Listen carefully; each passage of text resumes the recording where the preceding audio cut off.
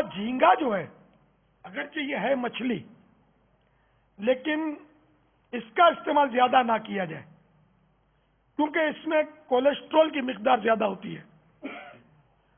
اور میری معلومات کے مطابق ٹرائیگلیسرائڈز یہ ایک چکناٹ ہوتی ہے جو خون کی نالیوں کی دیواروں پر جمتی ہے اور خون کا راستہ تنگ کرتی ہے۔ ٹرائیگلیسرائڈز یہ چکناٹ سے تیل، گھی، فاسٹ فوڈ وغیرہ سے بھی بنتی ہے، اور مٹھاس سے بھی یہ چکناٹ بنتی ہے نالیوں والی۔ تو یہ ٹرائیگلیسرائڈز بھی خطرناک ہوتی ہے دل کے لیے۔ پھر بائی پاس کا آپریشن ہوتا ہے جب یہ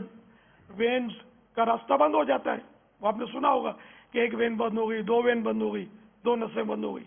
تو پھر اس کا بائی پاس ہوگا بھائی، تو بائی پاس کر کے اس کی وہ چربی صاف کرتے اپنے ٹیکنیک سے، اور پھر اس کا راستہ دوسری میں داخل کر کے وہ یہ ٹیکنیک سے ترکیب بناتے ہیں اور اس کو جاری کر دیتے ہیں اس وین کو، اور آدمی زندگی بھر وہ ڈرا رہتا ہے، ذرا وہ گیا کام سے، اس کو پیون لگ گیا۔ تو یہ جھینگے جو ہیں یہ کولیسٹرول تو بڑھاتے ہی لکھا ہے، اور میری معلومات کے مطابق یہ ٹرائیگلیسرائڈز بھی بڑھاتے ہیں۔ جھینگے زیادہ نہ کھائے جائیں۔